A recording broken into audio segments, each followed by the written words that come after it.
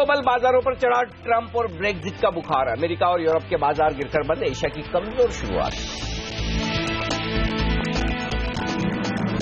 Davos में industry का focus Trump की नीतियों पर। कोटक महिंद्रा बैंक के उदय कोटक ने कहा, संरक्षणवाद नीति ने बढ़ाई चिंता। इन्फोसिस सीईओ सिक्का के मुताबिक वीजा नियम बदल ले तो कारोबार पर होगा बुरा असर। ट्रिपल टैक्स मामले में विदेशी निवेशकों को बड़ी राहत। सीबीडीटी ने फिलहाल रोका अपना 21 दिसंबर का सर्कुलर। कहा, अगला कदम उठाने से पहले विदेशी निवेशकों से करेंगे बातचीत। वित्त मंत्री के पिटारे से निकल सकता है डिजिटल तोहफा। बजट में सस्ते स्मार्टफोन पर सब्सिडी और गांव में फ्री वाईफाई का ऐलान मुमकिन। एनबीसी आवाज की बिग एक्सक्लूसिव। संसदीय समिति के सामने आज होगी आरबीआई गवर्नर उर्जित पटेल की पेशी। नोटबंदी से इकोनॉमी पर पड़े असर का देना होगा ब्यौरा। और 10 दिग्गज सरकारी कंपनियों वाले ईटीएफ इशू आज रिटेल इन्वेस्टर्स के लिए खुलेगा। एंकर इन्वेस्टर्स का कोटा लगभग 2 गुना सब्सक्राइब हुआ। और अब होटलों में खाने पर चलेगी आपकी मर्जी। हाफ प्लेट से भी इनकार नहीं कर पाएंगे रेस्टोरेंट। सीएनबीसी आवाज एक्सक्लूसिव।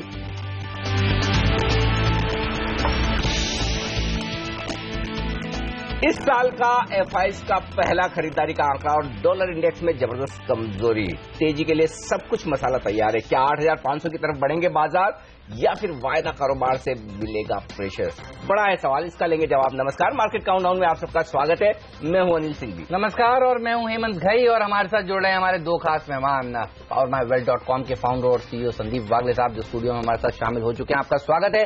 और मार्केट एक्सपर्ट अमरीश बलिगा भी कुछ ही देर में स्टूडियो में हमारे साथ जुड़ने वाले हैं। लेकिन देखिए, क्या जबरदस्त क्यूज हैं आज घरेलू बाजारों के लिए। 18 अंक ऊपर है एसजीएक्स निफ्टी, और ये करीब 5-7 अंक नीचे था सुबह सुबह। तो निचले स्तरों से 25 से 30 पॉइंट की रिकवरी देखने को मिल रही है। और नजर रखिए हांगकांग के बाजारों पर, ट्रिपल सेंचुरी मारने के लिए अब तैयार हैं। शंघाई के बाजार देखिए मजबूत है। जापान को छोड़ दीजिए, बाकी सारे एशियाई बाजारों में अच्छी रौनक देखने को मिल रही है। और नजर रखिए डॉलर इंडेक्स पर, क्योंकि यहां पर नरमी है। डोनाल्ड ट्रंप ने एक बयान दिया और वो बयान आपके सामने रखता हूं मैं। उन्होंने कह दिया है कि वो चिंतित हैं चाइना से, और इसलिए क्योंकि चाइना की करेंसी कमजोर है। और इस बयान ने देखिए डॉलर इंडेक्स को नीचे खींचा। ये है वो बयान। वो कह रहे हैं हमारी कंपनियां जो हैं वो चाइना से मुकाबला कर ही नहीं पा रही हैं, क्योंकि डॉलर जो है वो बहुत मजबूत है। और ये स्टेटमेंट इमर्जिंग मार्केट्स के लिए बहुत बेहतरीन स्टेटमेंट है, इससे अच्छा हो नहीं सकता। कल हम सुबह यही बात कर रहे थे हेमंत कि यहां से ऊपर जाने के लिए या नीचे जाने के लिए एक न्यूज फ्लो चाहिए, क्योंकि हम अटके हुए हैं 4 दिनों से। और ये न्यूज फ्लो पॉजिटिव साइड पर आता हुआ दिख रहा है। पॉजिटिव साइड पर पूरे ग्लोबल मार्केट से पहला, डॉलर इंडेक्स 100 के पास पहुंचा है। दूसरा, चाइना से मुकाबला करने के लिए अमेरिका को अगर अपनी करेंसी कमजोर करनी है, वहां देखिए 8 बेसिस पॉइंट बॉन्ड यील्ड्स बढ़कर आए एक दिन में। बड़ी बात है, ये दूसरा पॉजिटिव है। देखिए एक चीज बहुत क्लियर, और टेरेसा मे ने जो कुछ कहा वो इमर्जिंग मार्केट के लिए कुछ भी खराब नहीं है। तो सिंपल, उनका नुकसान हमारा फायदा हो सकता है। शॉर्ट टर्म में ग्लोबल मार्केट बहुत अगर गिर जाए, उसके साथ साथ हम थोड़ा मूड बिगाड़ने की कोशिश करें, कम गिरें, लेकिन अल्टीमेटली भारतीय बाजारों के लिए जरूरी है कि डॉलर कमजोर रहे। और डॉलर कमजोर होता हुआ दिखा है, तो ये सबसे बड़ा पॉजिटिव है। इससे कमोडिटीज को फायदा होगा, मेटल्स को फायदा होगा, और उसका असर आपको दिखेगा। एक और बड़ा पॉजिटिव जो कल देर शाम आया, 21 दिसंबर का जो एफआईज का सर्कुलर था, जिस पर जो एफआईज भारतीय बाजारों में 50% से ज्यादा अपना फंड इन्वेस्ट कर रहे हैं, उन फंड पर टैक्सेशन हमारे नियम लागू होंगे। इनडायरेक्ट प्रोविजन ट्रांसफर उस पर एप्लीकेबल कर दिया गया था वोडाफोन वाले मामले को लेकर। उसको लेकर एफआईज बड़े नाराज थे। आपको याद होगा हमने समीर अरोड़ा साहब से भी बात की, तो उस सर्कुलर को फिलहाल के लिए टाल दिया है। तो ये भी सेंटिमेंट के लिहाज से पॉजिटिव है। तो ग्लोबल पिक्चर एकदम हेमंत चुस्त दुरुस्त एकदम से बढ़िया हो नहीं सकती। देखिए पहले डेवलप्ड मार्केट्स अच्छा प्रदर्शन दिखा रहे थे, मैं यूएस की बात कर रहा हूं, तब भारतीय बाजार अच्छा प्रदर्शन नहीं दिखा रहे थे। और कल पहली बार हुआ है, देखिए इस बयान के बाद यूएस के मार्केट्स ने खराब प्रदर्शन दिखाना शुरू किया है। और देखिए अब कह रहे थे ना कुछ एक्सपर्ट्स की, इमर्जिंग मार्केट्स में तेजी होगी तो फिर डेवलप्ड मार्केट्स अच्छा प्रदर्शन नहीं दिखाएंगे। राइट, तो ये अच्छा संकेत है। पूछते हैं अब आज के मार्केट को किस तरह से ट्रेड करना चाहिए। अनिल बताइए, इससे तो ज्यादा अच्छी शुरुआत होने वाली है जितना एसजीएक्स निफ्टी संकेत दे रहा है। क्या लग रहा है 8,500 जिसका सबको इंतजार था, वागले साहब हमारे बगल में बैठे हैं तो कई दिनों से कह रहे हैं जल्दी आ जाएगा, वो तो लेवल हासिल होगा ना? आज तो नहीं होगा। हाँ, जल्दी हासिल होगा, इस हफ्ते हासिल होगा ना? चांसेस हैं? हाँ, चांस पूरे हैं। और क्यों है? क्योंकि ये जो न्यूज फ्लो होता हुआ दिख रहा है वो पॉजिटिव है। देखिए, ज्यादातर संकेत आज के लिए हेमंत अच्छे हैं, चाहे ग्लोबल ले लें पॉजिटिव है, एफआईएस का संकेत न्यूट्रल है, डीआईएस थोड़े से नेगेटिव साइड पर कह सकते हैं, एफएनओ न्यूट्रल है, टेक्निकल और सेंटीमेंट दोनों पॉजिटिव है। 8,400 आज लगातार 5वां दिन है जब मैंने निर्णायक लेवल के तौर पर चुना। आप देख लीजिए 4 दिनों से जब मैं 8,400 को निर्णायक लेवल पर दे रहा हूं, हर रोज 8,400 के आसपास कारोबार होता हुआ दिख रहा है दिन भर, और क्लोजिंग उसी के आसपास होती हुई दिख रही है। आज भी वो निर्णायक लेवल है, लेकिन बायस रुझान ऊपर की तरफ का ज्यादा है। डॉलर की कमजोरी और एफआईएस की खरीदारी, ये दो आंकड़े जिन्हें हम थोड़ा आगे डिस्कस करेंगे, ये बेहद पॉजिटिव है। एफआईएस को टैक्स में राहत मिलना, ये सर्कुलर को रोकना, ये एक और पॉजिटिव है। बस फर्क इतना ही है कि निफ्टी ओवरबॉट है, फुटकॉल रेशियो जो आगे डिस्कस करेंगे वो थोड़ा सा ऊपरी स्तरों पर सावधानी के संकेत दे रहा है। तो कल ही की तरह आज भी है, जो कल हुआ 8,370, ये लेवल लिख कर रख लीजिए। जब तक ये लेवल इंट्राडे लेवल पर ना टूटे तब तक घबराने की जरूरत नहीं, और जब तक क्लोजिंग बेसिस पर ना टूटे तब तक घबराने की जरूरत नहीं। तब तक पोजीशन आप तेजी की बनाकर रखें। बेहद छोटा स्टॉप लॉस इसीलिए आपको दे रहा हूं इंट्राडे ट्रेड के लिए कि मुश्किल से 25 पॉइंट का स्टॉप लॉस है। निफ्टी खरीदने कल के लेवल में कोई बदलाव नहीं, वही है कल की कल।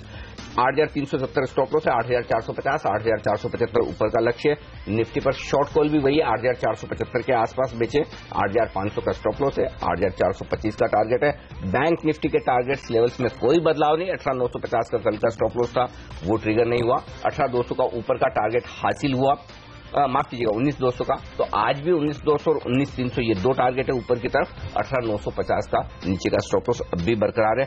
तो ये एकदम सेटअप साफ है। पॉजिटिव साइड पर मेटल्स और कमोडिटी स्टॉक्स दिख रहे हैं, बैंक्स मजबूत हो सकते हैं। तो फर्क सिर्फ इतना है कि 2 दिनों से हम जो थोड़ा सावधानी का और जो सीमित दायरे में नेगेटिव बायस के साथ कारोबार कर रहे थे, आज बायस आपका पॉजिटिव साइड में ज्यादा दिखेगा, और सरप्राइज आना तो शायद ऊपर की तरफ आता हुआ दिखे बाजार में। लेकिन एक चीज लिख कर रख लीजिए, 8,370, इसके नीचे जाने के बाद आपको तेजी की पोजीशन कम कर लेनी है। उसके नीचे जाते ही 50 से 75 पॉइंट तक का एक करेक्शन आ सकता है, लेकिन एक बात साफ कर दूं, 8,300 के नीचे की मंदी नहीं है। अगर करेक्शन आता भी है तो उसके नीचे जाने की संभावनाएं बिल्कुल नहीं है, और पहले 8,500 की तरफ बढ़ेंगे, ये ज्यादा संभावना दिख रही है। बिल्कुल, तो बाय ऑन डिप्स का मार्केट है, गिरावट होती भी है तो खरीदारी कर लीजिए।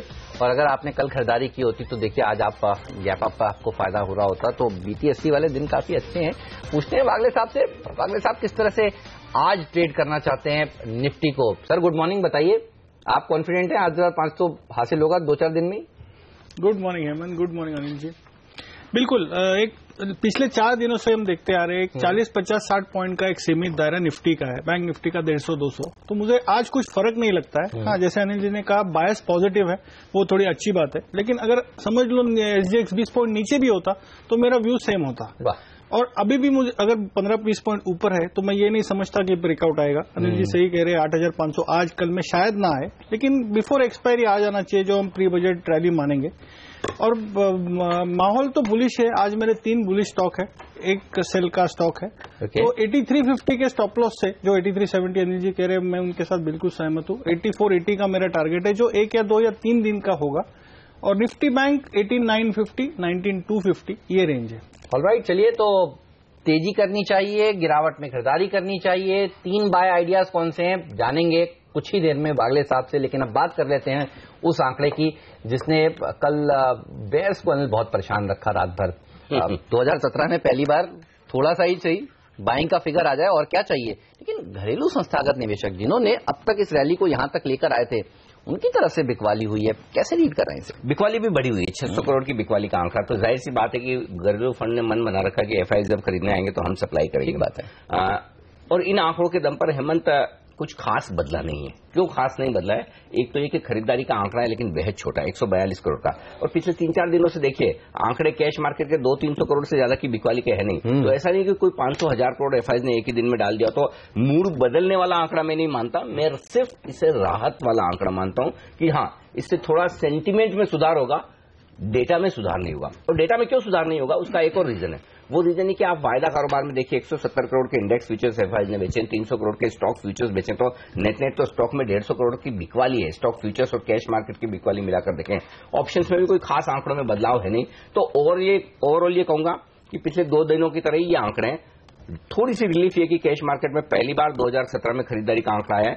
9 दिसंबर 2016 के बाद पहली बार एफआईज ने खरीदारी की है, तो आप ये कह सकते हैं कि दबाव कम हो रहा है। लेकिन इन आंकड़ों के दम पर हम आज 8,500 के ऊपर ही निकल जाए, सिर्फ आंकड़ों के दम पर वैसा नहीं है। तो रिलीफ है कि आपको ज्यादा बिकवाली का प्रेशर नहीं मिलेगा, रिलीफ है कि निचले स्तरों से खरीदारी आएगी और वो उतना काफी है इस बाजार को ऊपर जाने के लिए। ऑलराइट, चलिए, तो ये तो बात हुई एफआई के आंकड़ों की। कुछ ही देर में एफएनओ में किस तरह से संकेत मिल रहे हैं, पुट कॉल रेशियो जो अनिल काफी क्लोजली ट्रैक कर रहे हैं, वो कहां पहुंचा है, इस सब पर बात करेंगे।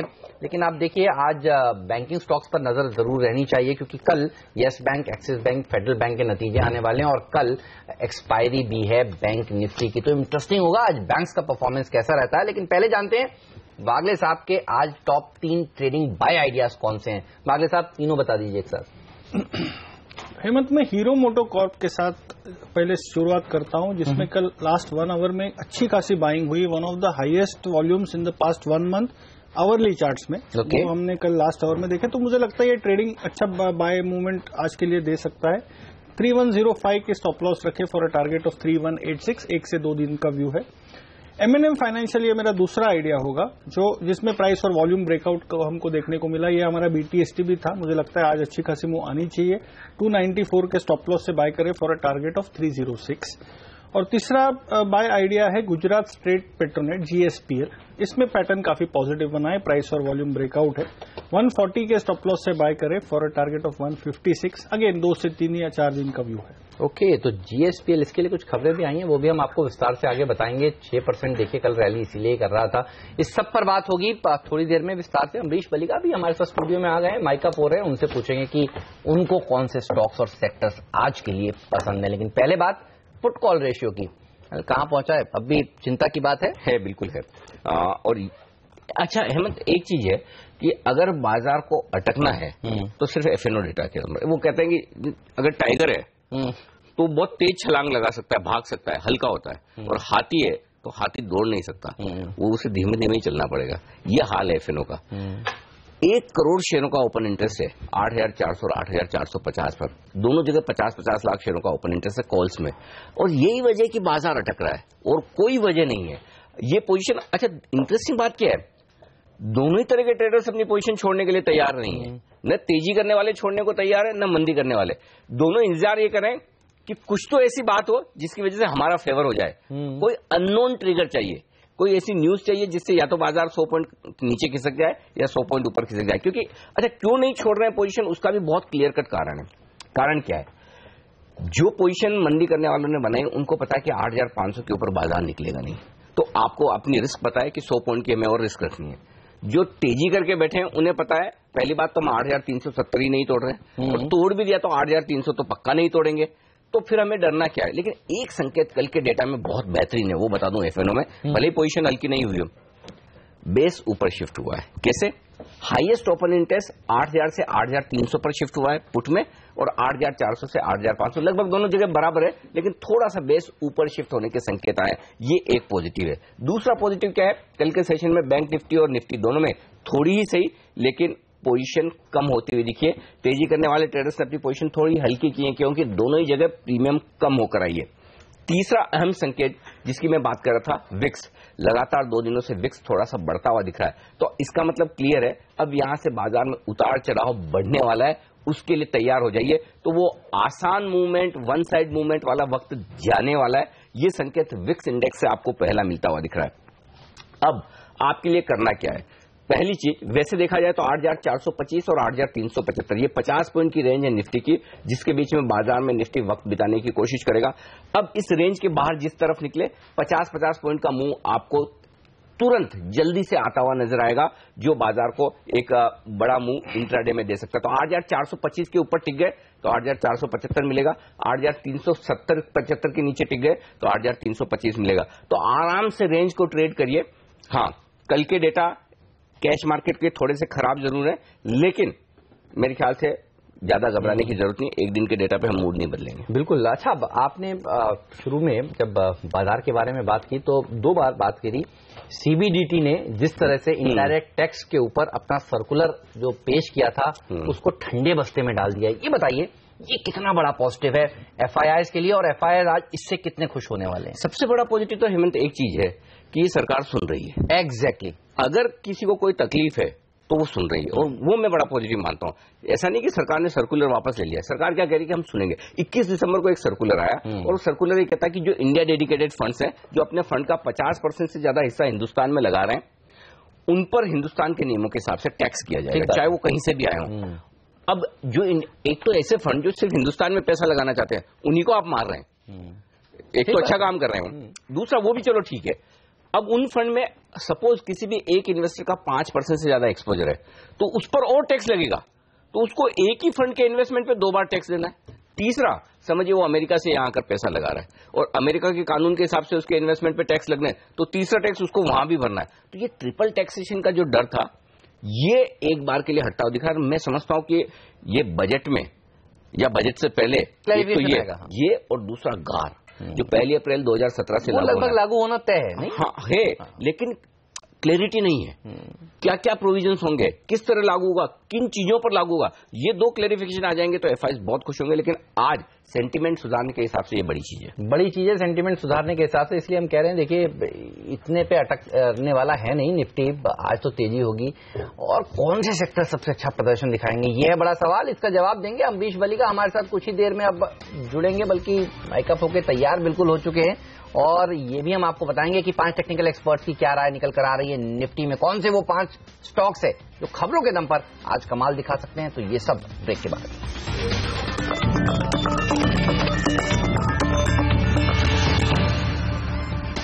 स्वागत है आप सभी का सीएनबीसी आवाज पर। आप देख रहे हैं मार्केट काउंटडाउन। वक्त हो गया अब ये जानने का कि 5 टेक्निकल एक्सपर्ट निफ्टी को किस तरह से ट्रेड करने की राय दे रहे हैं। एके प्रभाकर की राय देखिए आपकी स्क्रीन पर, कह रहे हैं खरीदारी करनी चाहिए। 8470 तक तो जाएगा आराम से, 8370 का स्टॉप लॉस रखिए। जय ठक्कर खरीदना चाहते हैं निफ्टी, लेकिन अभी नहीं। 8460 पार करने के बाद, कल के हाईज पार करें फ्यूचर्स में, उसके बाद खरीदें 8530 के लक्ष्य के लिए। 8410 का स्टॉप लॉस, कंडीशनल कॉल। अच्छा, विवेक गुप्ता बेचना चाहते हैं, लेकिन बेचेंगे कहां? 8370 के नीचे जाता है तो 8310 तक जाएगा तो 60 पॉइंट का गेन होगा। 8410 का स्टॉप लॉस रखिए। शॉर्ट करने की राय आशुतोष करना की 8420 का स्टॉप लॉस, 8320 का लक्ष्य। और स्वाति की राय भी शॉर्ट करने की ही है, 8320 का टारगेट वो देख रही हैं, और उनको लगता है कि 8300 भी जाएगा अगर ये टूटेगा, लेकिन स्टॉप लॉस रखिए 8450 पर। तो 5 में से देखिए 3 एक्सपर्ट आज बेरिश हैं, 2 बुलिश। नीचे की तरफ 2 लेवल अहम है निफ्टी पर, नोट कर लीजिए। 8370 और उसके नीचे फिर तो 50 पॉइंट नीचे सीधा 8320, वो 2 लेवल है। ऊपर की तरफ 8450, 8470, इन 2 लेवल पर रखिए नजर। बिल्कुल। चलिए, ये तो बात हुई निफ्टी की, लेकिन कौन से वो 5 स्टॉक्स हैं जो खबरों के दम पर आज एक्शन दिखाएंगे, आइए देख लेते हैं 5 का 5। डिविडेंड चाहिए सरकार को, और इस बार उन्होंने मांगा है हिंदुस्तान जिंक से। कह रही सरकार की 15,000 करोड़ का डिविडेंड दीजिए, और वो भी 31 मार्च तक। इंटरेस्टिंग।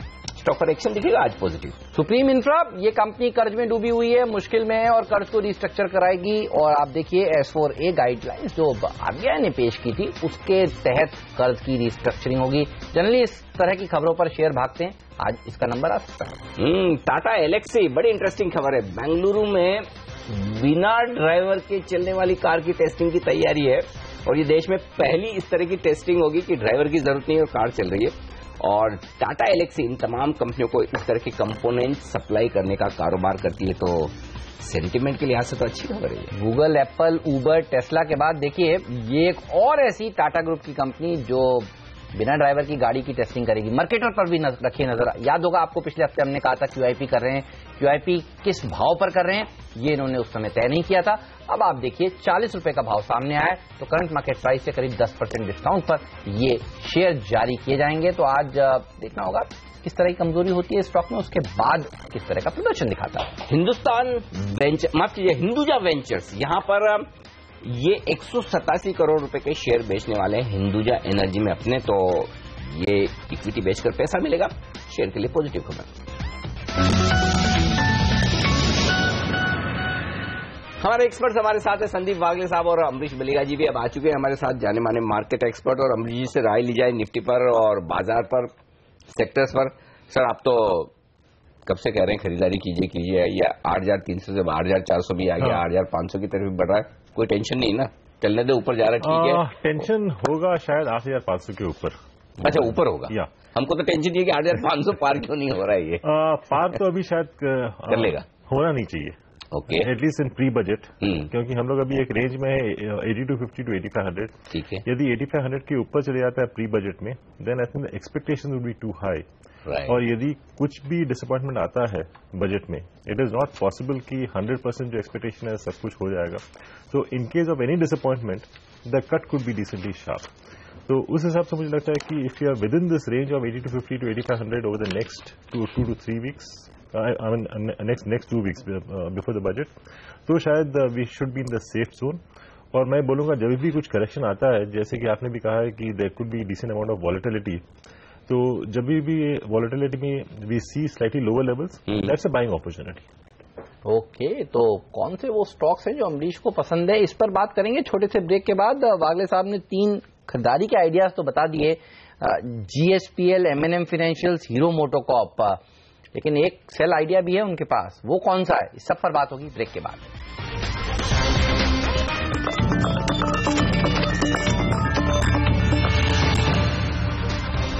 स्वागत है आप सभी का CNBC आवाज पर। अमरीश बलिगा, संदीप वागले जी हमारे दोनों ही मेहमान हमारे साथ जुड़े हुए हैं। वागले साहब, 3 खरीदारी के आइडियाज तो आपने बता दिए, आप कह रहे हैं कि एक शेयर बेचना भी चाहिए, बताइए किसे बेचेंगे आप? कोल इंडिया में मुझे कल इंट्राडे वीकनेस दिखाई दिया, जो मुझे लगता है आज शायद कंटिन्यू होगा। लंबा व्यू अभी बेरिश नहीं है, लेकिन ट्रेडिंग डाउन साइड है, तो 311 के स्टॉप लॉस से बेचे फॉर अ टारगेट ऑफ 297। ये इंट्राडे कॉल है। बेचना है तो कोल इंडिया बेचिए। ये एकमात्र शेयर जो कमजोर है, कमजोर कल हुआ भी, ऊपरी स्तरों से फिसला ये स्टॉक। लेकिन अमरीश, आपने कौन से स्टॉक्स चुने खरीदारी करने के लिए आज? मेरे जो स्टॉक्स हैं सेम है जो लास्ट 2-3 हफ्ते से चल रहे हैं, I think more than that. उसमें कंज्यूमर डिस्क्रिशनरी में इट्स एशियन पेंट्स और Whirlpool. But at the same time from a trading point of view मुझे लगता है कि यूनाइटेड स्पिरिट्स, जहां पे कल एक्शन देखा है हम लोग ने, I think that can continue for a while longer. शायद यहां से भी we could see other 150-200 rupees sort of a move. और बाकी जो which should be benefited from the budget, मुझे लगता है कि cement, because of the focus on infrastructure and housing जो एक्सपेक्टेड है बजट में, because of which we could see Ambuja, UltraTech and JK Lakshmi cement moving up. Real estate is the other sector which I am looking at, जहां पे मेरा जो pick है Godrej properties, क्योंकि मुझे लगता है कि अफोर्डेबल हाउसिंग में काफी फोकस आएगा from the government, and because of that we could see some shops for individual buyers. At the same time हम लोग देख रहे हैं कि इंटरेस्ट रेट्स भी कम हो रहे हैं। आई think that is another big booster for affordable housing, because clearly the buying depends on the EMI, और EMI should be coming down because of the interest rates। ये मुझे एक चीज बताइए, ये हफ्ते के बीचों बीच में आपको यूनाइटेड स्पिरिट्स कैसे पसंद आ गया अचानक से? नहीं, यूनाइटेड स्पिरिट्स मुझे पहले भी पसंद था, काफी दिनों से बोले। लेकिन अच्छा, ये कंपनी एक ऐसी कंपनी है जो अपने नतीजे भी देखिए वीकेंड पे देना पसंद करती है। शनिवार को नतीजे आने वाले हैं, वीकेंड कंजम्पशन वाला स्टॉक है, तो नतीजे भी वीकेंड को ही आ रहे हैं। क्या वजह क्या है? हाँ, ये बताइए। यहाँ पे जो खबर है, it's of a buyback by Diageo। यदि ये होता है तो काफी बुलिश है, पर I am not looking at the final buyback. इस खबर पे I think one can take a trade. That's the reason I said it's a trade, not a investment. दिक्कत ये है, काफी लंबे समय से बात चल रही है, कब होगा, किस प्राइस पर होगा। एब्सोल्युटली Diageo को लेना था, लेकिन अनिश्चितता इतनी कि पता नहीं। लेकिन चार्ट पर तो पक्का मजबूत होगा वागले साहब, कल के ट्रेड के बाद 2250 का वो लेवल है जो जब ब्रेक हुआ था, वहां से मैंने 1800 की बात की थी। मुझे लगता है वो तो टेस्ट होगा फिर वहां। हाँ, एक बार टेस्ट होगा अगले 5-6 दिनों में। अच्छा, हाँ, ये मूवमेंट टेस्ट होना चाहिए, ये पैटर्न स्टॉप लॉस क्या रखना चाहिए? अभी आप लेते हो तो 2000 का स्टॉप लॉस होना चाहिए। ठीक बात। चलिए, तो 2000 के स्टॉप लॉस के साथ ये शेयर पसंद है हमारे दोनों ही एक्सपर्ट्स को। और कल देखिए 6.5% की तेजी लगाकर FNO का टॉप परफॉर्मर था। नतीजे आने वाले हैं शनिवार को, और बायबैक से रिलेटेड फिर से खबरें आती हुई, हालांकि पहले भी कई बार ये खबरें आ चुकी हैं कि कंपनी बायबैक करेगी, Diageo बायबैक करना चाहता है, लेकिन फिर से ये रूमर्स और रिपोर्ट्स आती हुई नजर आ रही हैं। लेकिन किरण जाधव भी हमारे साथ जुड़ चुके हैं पुणे से। किरण, हाय, गुड मॉर्निंग। बताइए आपकी नजर कहां पर है, कौन से वो टॉप ट्रेडिंग आइडियाज हैं जहां पर आज CNBC आवाज के दर्शक पैसा कमा सकते हैं? वेरी गुड मॉर्निंग हेमंत जी।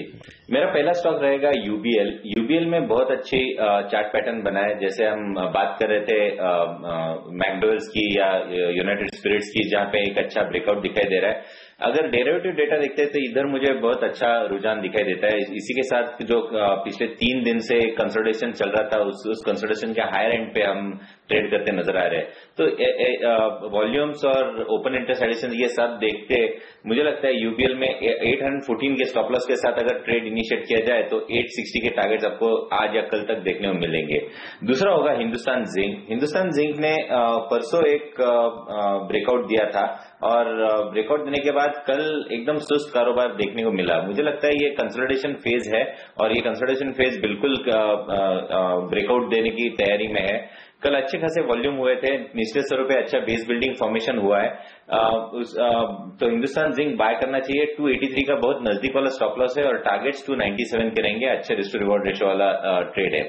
और तीसरा रहेगा रिलायंस कैपिटल। रिलायंस कैपिटल में भी कल ऐसे ही कुछ रुझान देखने को मिला था, जहां पे हम बहुत अच्छे ओपन इंटरेस्ट एडिशंस के साथ पिछले दो स्विंग टॉप्स थे उसको क्रॉस कर चुके हैं और ये बहुत ही सराहनीय चार्ट पैटर्न है। मुझे लगता है इधर से रिलायंस कैपिटल अगर खरीदते हो तो 475 के टारगेट्स आज देखने को मिलेंगे। स्टॉप लॉस के लिए 457 का लेवल बहुत इंपॉर्टेंट रहेगा। कैश मार्केट में अदानी ट्रांसमिशन मुझे बहुत पसंद आता है। पहले से ही अच्छे ट्रेंड में है और कल अच्छे डिलीवरी मार्किंग स्टॉक में देखने को मिली है। उसी के साथ जो एसेंडिंग ट्रायंगल पैटर्न बड़े पैमाने पे दिखने को मिला है, वो भी ब्रेकआउट देखने को मिल रहा है। तो 60 रुपीज 80 पैसे के स्टॉप लॉस के साथ अगर खरीदी करते हैं तो 69 के टारगेट्स आज देखने को जरूर मिलने चाहिए। ओके, तो खरीदारी की राय सब तरफ 3 बेहतरीन मिड कैप्स चुने हैं वायदा कारोबार की किरण ने। यूबीएल यानी कि United breweries limited, Hindustan zinc जहां पर बड़ी खबर है 15,000 करोड़ का डिविडेंड मांगा है सरकार ने, मार्च के पहले दीजिए ये करिए सरकार। रिलायंस कैपिटल एक और स्टॉक है जहां कल वाकई में कमजोर बाजार में पोजीशंस बनती हुई दिखी थी। और अदानी ट्रांसमिशन, अगर कैश मार्केट के स्टॉक में आपका मूड है खरीदारी करने का तो वे टू वेल्थ के वायदा कारोबार के एक्सपर्ट आदित्य अग्रवाल साहब जुड़ चुके हैं हमारे साथ और एक राय उनसे ली जाए। आदित्य, निफ्टी बैंक निफ्टी खरीदे या बेचे?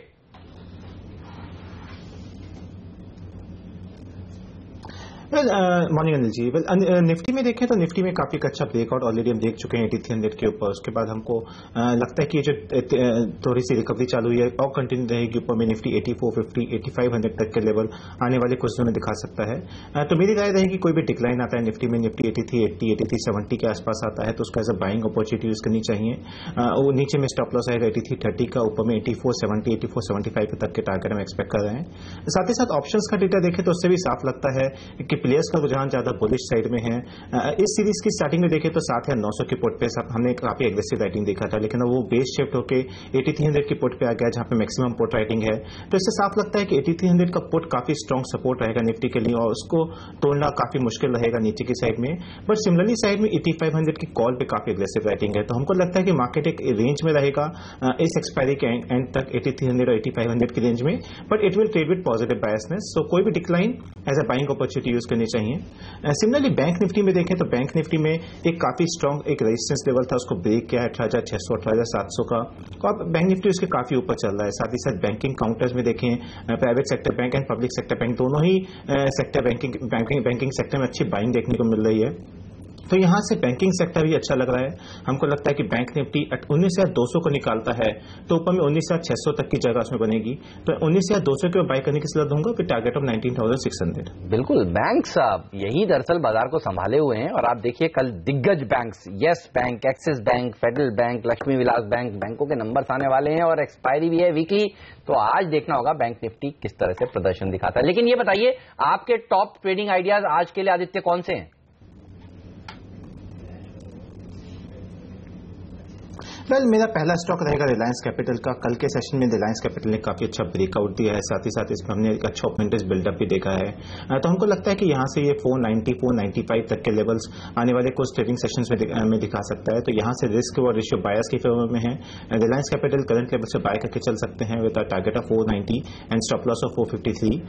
Second call will be buy call in SBI. State Bank देखे तो काफी टाइम से एक रेंज में चल रहा था, इसने 252 253 काफी स्ट्रॉन्ग रेजिस्टेंस था। स्टॉक स्टॉक ने उसको ब्रेक किया कल परसों के सेशन में, उसके ऊपर ही ट्रेड कर रहा है। तो यहां से शॉर्ट कवरिंग के चलते हमको लगता है कि स्टॉक में एक अच्छा अपमूव देखने को मिल सकता है और स्टॉक 268 तक के लेवल अगले कुछ ट्रेडिंग सेशन में दिखा सकता है। स्टेट बैंक को बाय करके चल सकते हैं with a stop loss of 251। एक सेल कॉल रहेगा मारुति में। मारुति में काफी बड़ी रैली के बाद देखें तो अब 5700 5800 की रेंज में काफी रेजिस्टेंस है और स्टॉक में वहां पे थोड़ा सा प्रॉफिट बुकिंग देखने को मिल रहा है। तो यहां पे हमको लगता है कि मारुति थोड़ा सा एक वीक दायरे में ट्रेड करेगा। 5670 का एक इसमें सपोर्ट आता है, अगर स्टॉक उसको ब्रेक करेगा तो नीचे में 5550 तक के लेवल ये दिखा सकता है।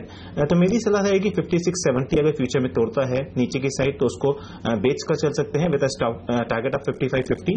ऊपर में स्टॉप लॉस आएगा 5730 का।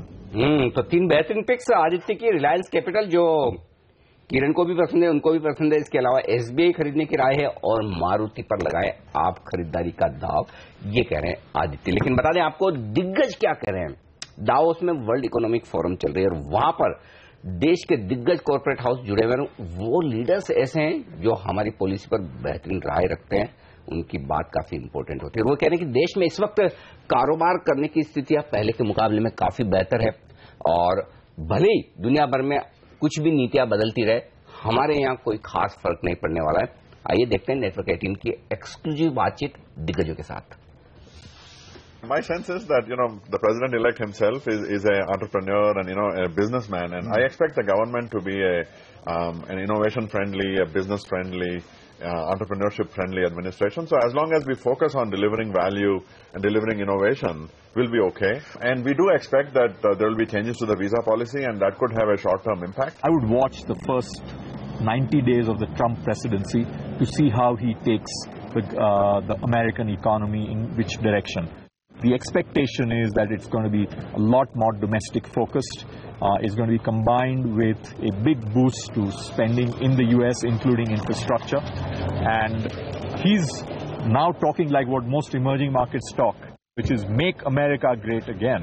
So with that, there is also concern about protectionism, about little insular US, the largest economy in the world, and that could have implications for demand for various countries.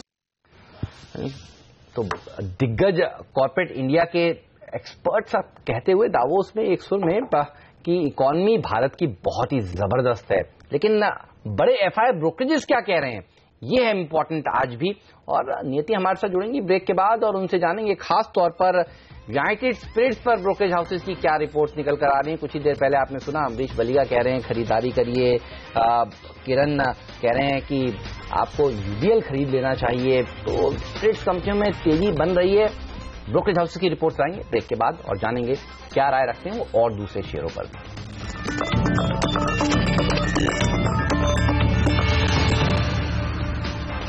Market countdown में आप सभी का स्वागत है। United spirits के ऊपर brokerage houses की क्या रिपोर्ट्स निकल कर आ रही हैं, चलिए जानते हैं। नियति हमारे साथ जुड़ चुकी हैं। नियति बताइए।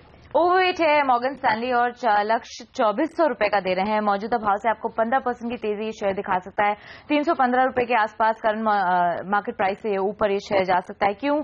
क्योंकि डियाजियो के साथ एक इंक्रीज करने की स्टेक की खबरें आ रही हैं और रिपोर्ट सजेस्ट कर रही है कि अभी जो इनका 54.78% का हिस्सा है वो उसे बढ़ा सकते हैं। और मॉर्गन स्टैनली मान रहा है अगर ये 75% करते हैं तो 730 मिलियन पाउंड का एक बड़ा निवेश डियाजियो को करना पड़ सकता है। और अगर 25% प्रीमियम अभी यूनाइटेड स्पिरिट्स के मौजूदा भाव से देखा जाए तो 910 मिलियन पाउंड्स का ये एक बड़ा निवेश आ सकता है। ये क्लियर कट बड़ा पॉजिटिव होगा यूनाइटेड स्पिरिट्स के लिए और बेहतरीन इसलिए ये मान रहे हैं क्योंकि अभी जो रीसेंट अंडर परफॉर्मेंस आई है उसके बाद ये बेहतरीन टाइमिंग है अगर ये ऐसा हो जाता है। हालांकि डियाजियो का नेट डेट जरूर बढ़ेगा लेकिन फिर भी आपको निवेश करने की सलाह दे रहे हैं। ओवरवेट का कॉल 2400 का लक्ष्य यूनाइटेड स्पिरिट्स आपको दिखा सकता है। सीधे तौर पे कह रहे हैं मॉर्गन स्टैनली 15% के अपसाइड के लिए। वेदांता आज एक सीएलएसए का रिपोर्ट आया है, निवेश करने की सलाह दे रहे हैं। 300 रुपए का इनका लक्ष्य है। 27% की तेजी आपको 12 महीने के दौरान ये शेयर दिखा सकता है। 2017 में एंटर कर रहे हैं मेटल सेक्टर में और मेटल सेक्टर में इनका ये टॉप पिक है। इन्होंने अपने ईपीएस अनुमान FY 17 और 19 के लिए 5 से 7% भी बढ़ा दिए हैं। अगले 2 साल में इनको स्ट्रांग वॉल्यूम ग्रोथ देखने को मिल सकती है क्योंकि अपनी कैपेसिटी को रैंप अप कर रहे हैं, साथ साथ में केन का जो मर्जर पूरा होता है तो कैश की जो दिक्कतें हैं वो पूरी होंगी, साथ साथ में वैल्यूएशन मल्टीपल्स और बूस्ट होंगे। दो एक ऐसे स्टॉक्स हैं जिन पे इनिशिएट किया है कवरेज। आज जेपी मॉर्गन ने पीएनबी हाउसिंग फाइनेंस पर ओवरवेट की रेटिंग के साथ इनिशिएट कर रहे हैं अपना कवरेज। 950 का इनका लक्ष्य है, 15% की तेजी दिखा सकता है।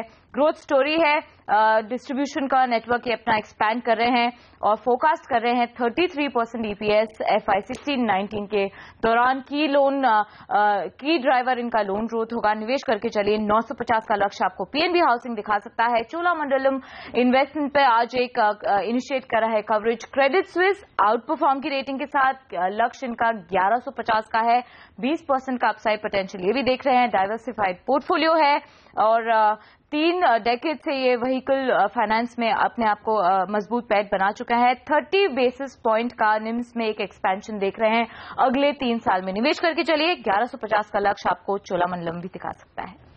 ओके, तो ये बेहतरीन रिपोर्ट्स हैं जहां पर आज आपकी नजर होनी चाहिए। PNB housing, Cholamandalam, Vedanta, USL, ये तमाम रिपोर्ट्स हैं जिन पर आज एक्शन दिखने वाला है।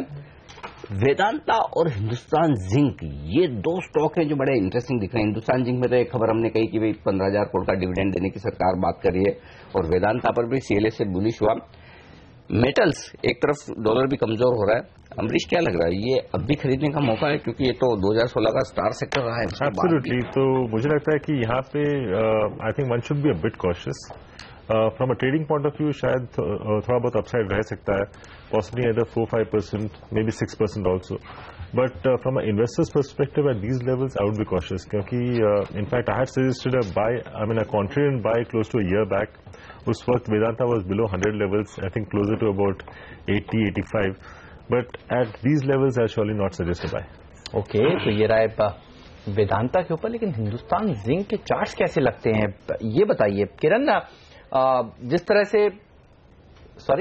से यहां पर खबरें आई हैं कि 15,000 करोड़ रुपए सरकार मांग रही है, हिंदुस्तान जिंक क्या और ऊपर जा सकता है और कितना ऊपर जा सकता है? हिंदुस्तान जिंक बहुत ही शानदार चार्ट पैटर्न है, हालांकि एक रेजिस्टेंस के करीब है। रेजिस्टेंस 288 का है हेमंत जी, और ये एक बार निकल जाए तो इसमें बहुत अच्छा ट्रैक्शन देखने को मिलेगा। इसने जो वर्टिकल रैली दी थी करीबन 250 से 285 290 तक, ये बहुत ही वर्टिकल रैली थी और बहुत अच्छे वॉल्यूम्स के साथ थी। पर पिछले 2 दिनों में क्या हुआ है, ओपन इंटरेस्ट एडिशंस बहुत अच्छे बढ़ते हुए देख रहे हैं हम ऑन द हायर साइड। दूसरी चीज, एक ऑप्शन चेन डेटा देखते हैं तो बहुत ही अच्छे out of the money options में ओपन इंटरेस्ट बढ़ता नजर आ रहा है। तो मुझे लगता है कि इंटरेस्ट है इसमें और बहुत बड़ा मूव आपको देखने को मिल सकता है। तो अभी के लिए बाय की सलाह होगी 283 के स्टॉप लॉस के साथ। आज या कल के लिए टारगेट्स 297 के सजेस्ट कर रहा हूं। आज के लिए खरीदारी की राय आपकी भी है और हिंदुस्तान जिंक वागले साहब नहीं, अपने आदित्य जी ये भी खरीदना चाहते हैं, मतलब खरीदारी का माहौल पूरा है इसमें। चलिए, ब्रेक का वक्त है। ब्रेक के बाद 2 स्टॉक बड़े इंटरेस्टिंग स्टॉक है। एक तो जिसकी चर्चा लगभग रोज हो ही जाती है, डेल्टा, और दूसरा जिसकी चर्चा भी आए दिन होती रहती है, टाटा मोटर्स। हेक्सा लॉन्च होने वाली आज, डेल्टा के रिजल्ट आ चुके हैं। इन दोनों पर करेंगे बात इस ब्रेक के बाद।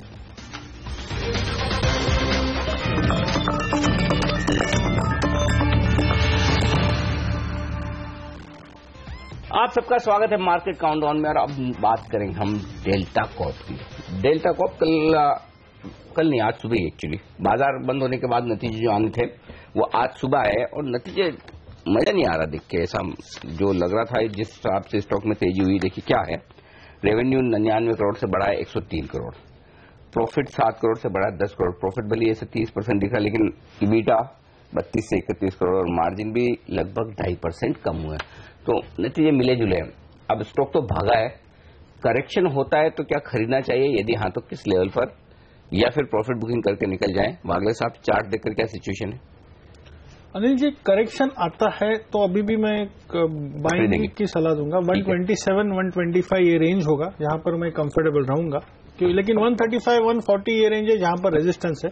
तो अगले कुछ दिनों में 125 140 ये रेंज मैं मानता हूं उसमें मूवमेंट आ सकती है। ऑलराइट, तो गिरावट खरीदारी का मौका देगा, इस शेयर पर नजर होनी चाहिए। टाटा हेक्सा लॉन्च कर रहा है, गाड़ियों की एक के बाद एक देखिए लॉन्च हो रहे हैं। मारुति ने लॉन्च की है अपनी नई गाड़ी। अब देखिए ये क्या खूबसूरत गाड़ी है, हेक्सा लॉन्च हो रही है टाटा की। Tata motor DVR। किरण बताइए आपको क्या अच्छा लगता है इन दोनों में और क्या व्यू बन रहा है? क्योंकि एक चीज मैं देख रहा हूं, टाटा का जो अब फोकस है ना JLR पे तो था ही, अब घरेलू मार्केट पर भी वो फोकस काफी तेज कर रहे हैं और जिस तरह से वो गाड़ियां लॉन्च कर रहे हैं और गाड़ियां वापस से लोगों को पसंद आ रही हैं, ये बड़ी बात है। ये शायद मेरे ख्याल से ये वो गाड़ी है जो पेट्रोल डीजल से भी चलेगी और इलेक्ट्रिक से भी। तो अभी धीमे धीमे इलेक्ट्रिक कारों का जमाना आ रहा है। मेरे ख्याल से एक टोयोटा की गाड़ी है पहले से, कैमरी हाइब्रिड गाड़ी। तो ये हाइब्रिड वाला मामला है। बिल्कुल। तो किरण से पूछते हैं, किरण बताइए गाड़ी खरीदेंगे या शेयर? और शेयर में भी क्या टाटा मोटर या DVR? टाटा मोटर और टाटा मोटर DVR दोनों के चार्ट्स एक तरीके हैं, तो मुझे नहीं लगता कि कोई इसमें चॉइस रहेगा। पर टाटा मोटर्स की बात करें तो सितंबर महीने में जो टॉप लगाया था, उसके बाद जो अक्टूबर में टॉप लगाया था, उसका अगर ट्रेंड लाइन खींचते तो और ट्रेंड लाइन के ऊपर हम ट्रेड करते नजर आ रहे हैं। और पिछले 5-6 दिन पहले ही इस ट्रेंड लाइन का ब्रेकआउट हमें मिला था, वो भी अच्छे वॉल्यूम्स के साथ। तो ट्रेंड चेंज तो दिख रहा है। अभी जब तक इस ट्रेंड लाइन के ऊपर है तब तक मुझे तकलीफ नहीं है, स्टॉक में हर डिप में बाय करने की सलाह होगी। तो इधर ट्रेंड लाइन की वैल्यू करीबन आती है 511, तो 523 पे क्लोज हुआ है, तो 511 तक नीचे अगर आप मिलता है तो बाय ही करना चाहिए, बाय करके ही चलना चाहिए। और ऑन द हायर साइड मैं देखता हूं कि 545 ये एक बहुत इंपॉर्टेंट रेजिस्टेंस लेवल है, ये टारगेट मान के चलना चाहिए। किरण, आप कौन सी गाड़ी चलाते हैं? मैं कैमरी से चलाता हूँ। तभी आपने मेरा सवाल का जवाब दिया नहीं। मैंने पूछा टाटा गाड़ी खरीदेंगे शेयर, तो सीधे शेयर पे पहुंच गए। बिल्कुल। कैमरी हाइब्रिड वाली है या वो वैसी वाली नॉर्मल? बिल्कुल हाइब्रिड वाली है, नई वाली। किरण के पास, किरण एकदम टेक्नोलॉजी के मामले में एकदम आगे। पहले हाइब्रिड कार उन्होंने कैमरी पकड़ी है। चलिए लेंगे एक छोटा सा ब्रेक और इस ब्रेक के बाद लौटेंगे, लेकर आएंगे आपके लिए बाजार का भरपूर एक्शन। डॉलर इंडेक्स की कमजोरी कितना सहारा देगी रुपए को, क्योंकि कल हम ऑलरेडी 15 पैसे मजबूत हो चुके हैं, 68 के ऊपर निकले, अच्छे संकेत। आज फिर से प्री ओपनिंग सेशन में आइए SGX निफ्टी भी मजबूती के साथ ट्रेड करने के संकेत दे रहा। अच्छी कमजोरी थी 20 से 25 अंकों की, उससे रिकवर होकर 12 पॉइंट ऊपर है। एशिया मजबूत है। प्री ओपनिंग सेशन की करेंगे शुरुआत, रुपए की ओपनिंग, स्टॉक 2020 का अपडेट और 9:15 के बाद आपके साथ आदित्य अग्रवाल है, किरण जाधव है, संदीप वागले है और अमरीश बलिगा है। तो फिर कोई मौका छूटेगा नहीं शुरुआती एक्शन में ट्रेडिंग का और कमाई का। पहला सौदा इस छोटे से ब्रेक के बाद।